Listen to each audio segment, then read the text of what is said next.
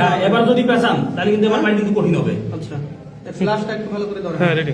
আপনার ফ্ল্যাশ ধরেন ভাই, আপনার সবাই যদি মোবাইল ধরেন। এই গ্রামের নাম কি ফরিদপুর না, ফরিদপুর সদরপুর ভাঙ্গা, ফরিদপুর ভাঙ্গা মাইজেল গ্রাম। হয়েছে কথা বলা বন্ধ করেন, কেউ কথা বলবেন না। আমরা আসছি হচ্ছে ফরিদপুর মাইজেল ভাঙ্গা, না ভাঙ্গা মাইজেল গ্রাম, কালিয়া ইউনিয়ন। আচ্ছা আচ্ছা আচ্ছা, এখন এখানে আমরা এসে পেয়েছি একজন ইমাম সাহেব হচ্ছে এখানে নামাজ পড়াইতেছে এবং একই সাথে তিনি একজন খ্রিস্টান এবং এই এলাকার ভিতরে খ্রিস্টানদের দাওয়াতি কাজ করে। তো এই শবে বরাতের দিনও উনি নামাজ পড়াইছে, মোনাজাত করছে এবং ইনার পিছনে যারা নামাজ পড়ছে এদের নামাজ, খ্রিস্টানের পিছনে তো নামাজ হয় না সাধারণত।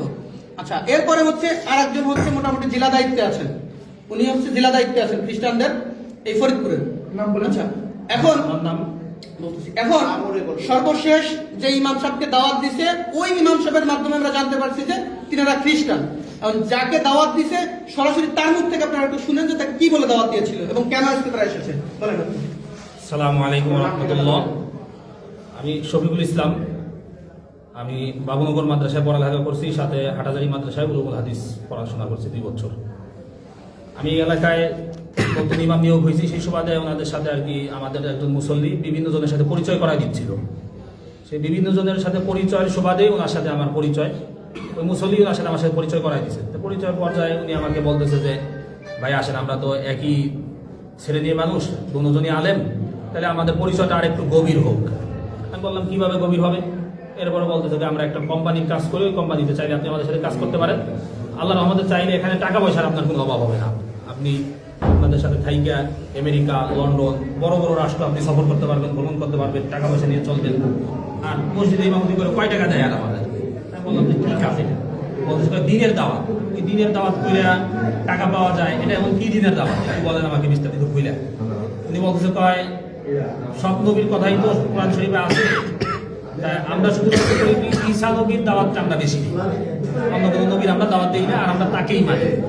আমি বুঝতে পারলাম যে এখানে আসলে উনি খ্রিস্টান মিশনারিদের একটা কাজ চক্রান্ত, যার কারণে আমাকে আস্তে আস্তে আস্তে আস্তে আমার লাইনে আনার পর্যায়ে এক পর্যায়ে গত পরশুদিন ফোনে আমার সাথে বলতেছিল যে কোরআনের মধ্যে মুহাম্মাদের নাম আর কয় জায়গায় আছে, তার থেকে আমাদের ঈসা আলাইহিস সালামের নাম, মাসিহা ঈসার নাম আরো বেশি জায়গায় আছে, এরকম বলতেছে। পরে আমি গতকালকে সর্বশেষ জিজ্ঞাসা করি যে ভাই আমার, তাহলে উনি আমাকে অনেকদিন ধরে পারাপারি করতেছিল যে আমাকে কি দিবে, ওই তরিকা দিবে, কিছু কিতাবাদি আমাকে দেওয়ার কথা ছিল, কিন্তু তরিকা না দেওয়ার কারণে কিতাবাদি উনি আমাকে দিচ্ছে না। বলতেছে তরিকা যদি আপনি নেন তাহলে আপনি কিতাবগুলি আমাদের থেকে নিতে পারবেন, এছাড়া তরিকা না দিলে আপনি আমাদের কোনো কিতাব পাবেন না। বললাম যে তাহলে কি করতে পারবেন, আপনাকে আগে তরিকা নিতে হবে। তরিকা কিভাবে নিব? এই তরিকা নেওয়ার জন্যই আজকে আমার এখানে আসা। যাওয়ার কথা ছিল প্রথমে ফরিদপুর, কিন্তু আমি ফরিদপুর যখন যাচ্ছিলাম না তখন এখানে আসলাম। এখানে এসে আজকে আমাদের কার্যক্রম যেটা ছিল সেটা হচ্ছিল কি যে উনি আর আমি দুজন মিলে নদীতে নামবো। আজকের প্রোগ্রাম যেটা ছিল সেটা হচ্ছিল কি আমরা দুজন একসাথে নদীতে নামবো। উনি আমার মাথার উপরে এভাবে হাত দিবে, হাত দিয়ে বলবে যে আপনি কি মাসিহা ঈসাকে একমাত্র মুক্তিদাতা হিসেবে মেনে নিলেন এবং এই ধর্মের উপর কি আপনি থাকার জন্য প্রস্তুত? আমি তখন বলবো যে হ্যাঁ। বলার পরে উনি আমার মাথা ধরে চাপ দিবে, আমি পানিতে ডুব দেবো, এরকম নাকি 3 বার করা হবে। এই বিষয়ে গতকাল আমার সাথে কথা হয় ফোনে, এই ফোন রেকর্ডটাও আমার কাছে আছে, চাইলে আপনারা কেউ ডকুমেন্টস হিসেবে এটা শুনতেও পারেন। এই হিসাবে আজকে আমার এখানে আসা। ওনাদের গত 1 তারিখে ঢাকায় একটা প্রোগ্রাম হওয়ার কথা ছিল, হয়েছেও সেটা। আমাকে উনি যেটা বলছে যে এখানে নাকি শত শত আলেম নাকি থাকে উপস্থিত, যারা বাংলাদেশের বিভিন্ন প্রান্তে মসজিদ মাদ্রাসার খেদমতে আছে। আমার সাথে ওনার সাথে ভিডিওতে কথা হয়েছে, ওইখানে উনি আমাকে পরিচয় করা দিচ্ছে একজন আলেম যে সে নাকি মিশর আল আজহার বিশ্ববিদ্যালয় থেকে নাকি পড়ালেখা করে আসছে। তাই উনি আমাকে যখন পরিচয় করা যায় তখন উনি এখান থেকে বলতেছে কাইফা হাল, আমিও এদিক থেকে বললাম যে কাইফা হাল ইয়া আখি আলহামদুলিল্লাহ ইবি খায়র, এরকম বললাম। এরপরে দেখুন আমার বাংলা বলতেছে, বুঝলাম যে উনি মিশর থেকে পড়ালেখা করে যদিও আসে নাকি সত্য না মিথ্যা আল্লাহ জানে, তবে উনি আর কি আরবি কিছু পারে। এইভাবে করে আর কি কথা বিষয়গুলো আগাচ্ছিল। পরে আমি আমাদের ভাইদের সাথে, আমাদের মোনাওয়ার ভাই, তারপর ওই পাশে যে একটা মোনাওয়ার ভাই মাদ্রাসা আছে, মাদ্রাসা শিক্ষক উস্তাদ সবার সাথে আমি পরামর্শ করি বিষয়টা নিয়ে যে ভাই কিভাবে কি করা যায়, কোনটা আমাকে বাকি দিক নির্দেশনা দেয় যে আপনি এইভাবে করে আগান, তাহলে আশা করা যায় আমরা আমাদের বড় একটা গ্রুপকে ইমানের হেফাজত করতে পারবো। এই হচ্ছে আমাদের আজকের বিষয়। তো বাদ বাকি কথা নাই, আশা করি স্বীকার করতে হবে এই জন্যই কারণ সকল প্রকারের ডকুমেন্টস আমাদের কাছে অলরেডি আছে। আমার কাছে আছে। এই যে কিতাবগুলি দেখতেছেন, এই কিতাবগুলো উনি আমাকে আগে অনেকবার বলছে যে কিতাবগুলো ওনার কাছে আছে, কিন্তু দিবে না কেন? তরিকা না দিলে নাকি কিতাব দিতে পারবে না। এই জন্য গতকাল আমি আসছিলাম ওনার মসজিদে, আইসা আমি মসজিদ থেকে ওনার কিতাবগুলো উনি আমাকে দেখায় নাই, কিন্তু আমি সিস্টেম করে আমি দেখছি কিতাবগুলো, আমি দেখে গেছি। এই কিতাব আর তরিকা এই দুটো নেওয়ার জন্য আজকে মূলত এখানে আসা। তো আমি আপনাদের কাছে আবেদন করবো যে টাকা, হ্যাঁ কিছু টাকাও দেওয়ার কথা ছিল। আমার সাথে ওনাদের একজন আছে, আলেম আছে, যে কুমিল্লা আছে, মুফতি আকিদুল ইসলাম, কুমিল্লা দাউদকান্দিতে আছে, একটা মসজিদের ইমামতি করে, সাথে একটা দাখিল মাদ্রাসা উনি শিক্ষকতা করে। তো ওনার সাথেও আমার সাথে গতকালকে কথা হয়েছে প্রায় 20 মিনিট এই হোয়াটসঅ্যাপে। এটাও আমার কাছে কল রেকর্ড আছে। উনি আমাকে আগে বলছিল গোপালগঞ্জ, কিন্তু উনি তো মাত্র স্বীকার গেল যে আকিদুলের বাড়ি নাকি বাগেরহাট, এরকম আমাকে বলছিল গোপালগঞ্জ, কিন্তু মাইক দেওয়ার ভয়ে হয়তো উনি কি করছে, এখন হয়তো সত্যটা বলতেছে, বাংলা আগে সত্যটা বলছে, এটা বলছে। তাই আকিদুল নাকি এই মাসে 10 জন মুসলমানকে খ্রিস্টান করে ওইখানে নিয়ে আসছে। উনি বলছে এটা আমাকে, যে আকিদুল একজন ইমাম সাহেব, সে 10 জন খ্রিস্টানকে নাকি মুসলমান যারা খ্রিস্টান হয়েছে গত এই 1 তারিখের সেমিনারে উনি নিয়ে আসছে। সেমিনারে আমার যাওয়ার কথা ছিল, কিভাবে যাইতে হবে, কিভাবে সবাই থেকে ইমাম, হ্যাঁ সেও একজন দাউদকান্দি একজন ইমাম বানাইছে, তারা তো ইমাম, তারা ইমাম কিনা এই ব্যাপারে আমি এটা জিজ্ঞাসা করিনি। এটা কি বলেন, তারা কি বলেন? বাকি সবাই ইমাম। আচ্ছা আচ্ছা, এখন হলো এই ভদ্রলোক হলো খ্রিস্টান হয়েছে, এবং ইনি শুধু খ্রিস্টান না, ইনার তো আসলে এক পা অলরেডি কবরে চলেই গেছে। তো ইনি এখন এই গ্রামে দাওয়াতি কাজ করেন, এই মসজিদের ইমাম সাহেব, এবং এই অঞ্চলে উনি খ্রিস্টানদের দাওয়াতি কাজ করেন। এখন আপনার নাম হলো, আপনার নামটা বলেন। হাবিবুল্লাহ বাহারি।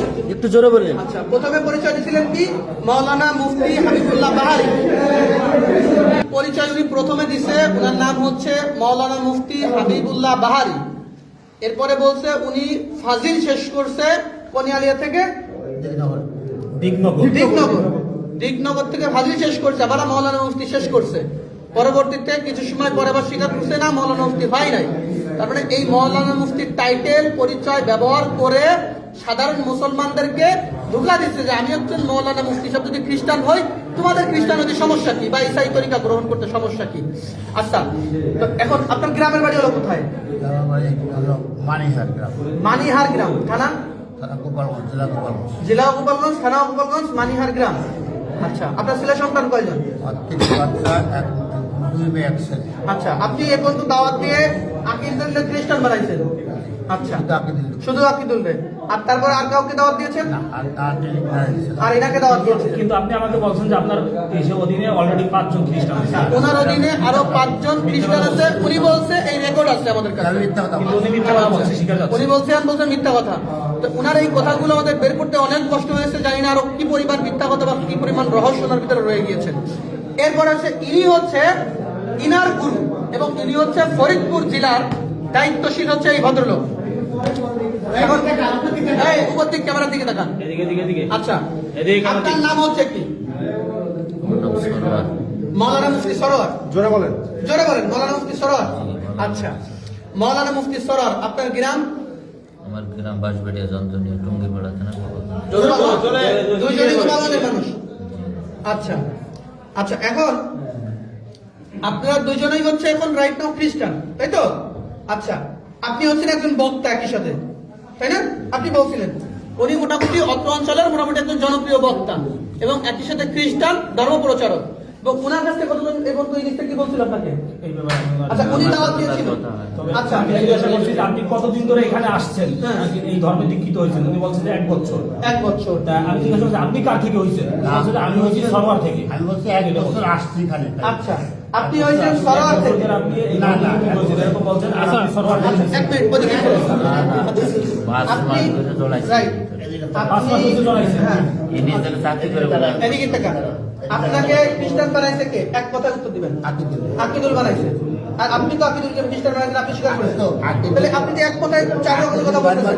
আপনারা সরাসরি খ্রিস্টান কে বানাইছে আপনি বলছেন প্রথম ইনার কথা, ইনি হচ্ছে এদিকের প্রধান। আমি সত্যি কথা বলছি। আপনি না আপনাকে খ্রিস্টানের দাওয়াত দিছে উনি, স্ট্রেট ফরওয়ার্ড কথা বলবেন। উনি দেশে চুপ, আর কোনো কথা হবে না, উনি আপনাকে দিছে। তাহলে আপনি বলছেন যে এই পর্যন্ত আপনি কাউকে দাওয়াত দেন নাই। এক, তারপরে হলো যে আপনি হচ্ছে নিজে খ্রিস্টান হয়েছেন, এরপরে আপনি বলছেন, আপনারা ভয়েসে বলছেন যে উনি মানে মানে অনেক টাকা পায়, হ্যাঁ, যার কারণে ওই টাকা নিয়ে উনি ফ্ল্যাট নিয়ে ঢাকায় থাকে। একজন ইমাম সাহেবের পক্ষে তো ঢাকায় ফ্ল্যাট নিয়ে 2-3টা ফ্ল্যাট নিয়ে থাকা কি সম্ভব? বলেন। তার মানে উনার মাধ্যমে হাজার হাজার মানুষ খ্রিস্টান হওয়া সম্ভব, কারণ উনি একটা কমিউনিটির লিডার, এই যে ইনি, এবং উনার টাইটেল হলো উনি মাওলানা মুফতি। এগুলো হলো প্রতারণা। হ্যাঁ, এবার গত মাসে 1 লাখ টাকা কামাইছে, তাই না? তাই বলছে, ভিডিও আছে, ওনাটা দাওয়াত দিয়েছে। আচ্ছা, আর আপনি এক মিনিট আপনি উনাকে দাওয়াত দিয়েছেন, স্ট্রেট ফরওয়ার্ড করে বলবেন, উনাকে দাওয়াত দিয়েছেন, তোমার কাকা চুপ, দাওয়াত দিয়েছেন, ওকে। আপনি বলছেন যে আপনি করে দাওয়াত দেন নাই। এই একজন পাওয়া গেল আপনাদের খ্রিস্টান, ওই একজন পাওয়া গেল উনি উনাকে দাওয়াত দিয়েছেন। আচ্ছা আচ্ছা, এই হলো, আচ্ছা এই হলো আমাদের অবস্থা। আর এইরকম অবস্থায় সারা বাংলাদেশে এইরকম অসংখ্য মানুষ পাওয়া যাচ্ছে যারা এই ধরনের প্রতারণা আমাদের মুসলমান কমিউনিটির সাথে করতেছে। ওনারা দুজনই খ্রিস্টান, অথচ ওনারা টুপি দাড়ি এখনো ওনাদের লিপস্টিক আছে।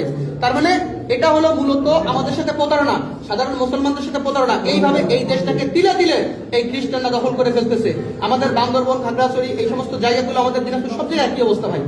তো এই জন্য এই যে ইনাদের, আপনাদের কোনো তথ্য আছে এদের ব্যাপারে? আচ্ছা, যাই হোক, এই হলো অবস্থা আমাদের। তো আমরা ওনাদেরকে পাইছি, এই হলো কিতাব, এই কিতাবের মাধ্যমে, এই কিতাবের নাম দিচ্ছে কিতাবুল মুকাদ্দাস, অথচ এই কিতাবের নাম হিন্দুদের মানে খ্রিস্টানদের ধর্মগ্রন্থের নাম হচ্ছে বাইবেল। কি নাম? ওদের নাম হলো বাইবেল। এরা মুসলমানদেরকে প্রতারণা করার জন্য এই যে হচ্ছে ওনাদের মূল ইশার নাম হচ্ছে a translation of the holy Bible, অর্থাৎ এটা ট্রান্সলেশন, অনুবাদ করা হয়েছে হোলি বাইবেল থেকে, অর্থাৎ পবিত্র বাইবেল থেকে। তো অনুবাদ করা হইলে এটা কিতাবুল মুকাদ্দাস হলো কিভাবে? একই সাথে এই যে মনোগ্রামটা, এটা আমরা কোরআন শরীফে ব্যবহার করি না? তো এইটা ব্যবহার করছে সাধারণ মানুষ, যদি মনে করে এটাও কোরআন শরীফের মতো। হ্যাঁ, এইভাবে এই দেশের মানুষদেরকে প্রতারণা করতেছে, এরকম শত শত বই ওনারা করছে। যাই হোক, এই ছিল আমাদের আজকের বিষয়বস্তু। আসসালামু আলাইকুম ওয়া রাহমাতুল্লাহ। ওই যে হুজুরের একটু স্বীকারোক্তি। আচ্ছা, আমরা দেখেন আলেম সমাজ বেইজ্জতি করা আমাদের উদ্দেশ্য ছিল না। বেইজ্জতি করা কি ছিল না? একজন মানুষ, আমার ঘরে কিতাবুল মুকাদ্দাস আছে, বাইবেল আছে, আমি যেহেতু দাওয়াতের কাছে করে আমি পড়াশোনা করি, এই জন্য কেউ তোমাকে খ্রিস্টান বলতে পারে না।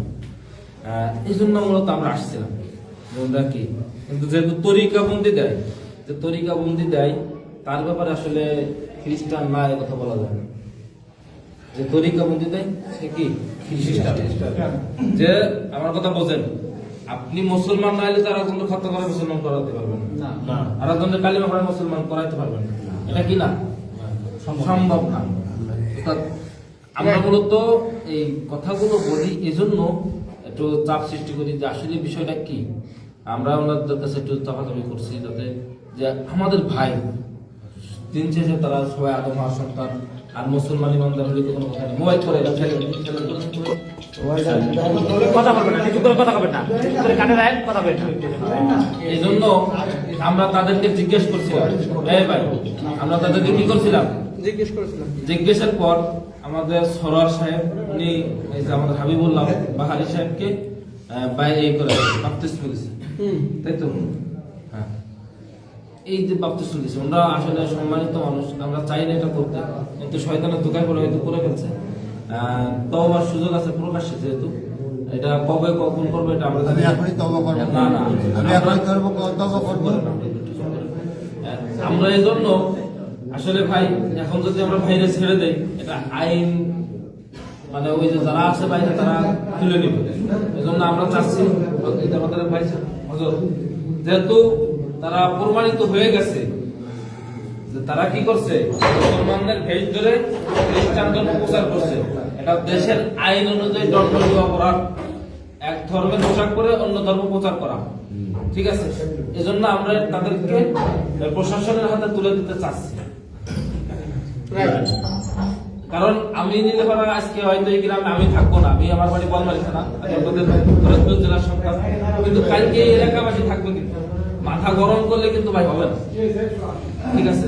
আমরা তাদেরকে আর একটা কথা কি দাওয়াত যেটা সেটা আমরা সে একজন আলেম মানুষ, এই মসজিদের সভাপতি আছেন, তারা থেকে আমরা বেরোয় যাবো, সবাইকে নিয়ে যাবো। আপনারা যে কোনো ভাবে স্থানীয় যারা আছেন তারা কি করবেন, মানে না আমরা চলে গেলে তো হবে না। মাঝখানে একটু বলি উনি যেখানে বর্তমানে আছে ওখানে অলরেডি কিছু আমি লোক পাঠাই দিয়েছি নগরবন্ধার ওই 4-5 এলাকার ভিতরে হ্যাঁ। ওনার মাদ্রাসায় যেতেছে এই বিষয়ে আমরা কি করতে পারি? ওই বিষয়ে যদি উনি ফিরে আসে বা ওই এলাকায় কাউকে দাওয়াত দিছে কিনা, আসলে তো এগুলো কাজ লং টাইম করা লং দরকার। টাইম ওই মাদ্রাসার শিক্ষকরা খ্রিস্টান হওয়ার শিক্ষক- সম্ভাবনা আরো খুব বেশি। ওই মাদ্রাসার শিক্ষক খ্রিস্টান হওয়ার সম্ভাবনা প্রধান বেশি। শিক্ষক তার মত অনুযায়ী মানুষকে নেয়। হ্যাঁ, আমাদের কালিয়াতে এরকম ঘটনা পাওয়া গেছে যে মাদ্রাসাটা পরিচালনা হচ্ছে খ্রিস্টানদের টাকায়। না, সুতরাং খুব সম্ভাবনা আছে ওনার মাদ্রাসার পুরো সিস্টেমটা এই ওনাকে পানি দেন তো একটু। এখন বিষয় হলো যে ওনার মাদ্রাসায় আমরা যেতে পারি, এটা হইতে পারে। আর আরেকটা বিষয় হলো দাঁড়ান, চুপ করেন। সভাপতিকে মাদ্রাসা আমি একটু বলছি, সভাপতিকে আমার ভিডিওটা বন্ধ এখন। সভাপতি আপনি না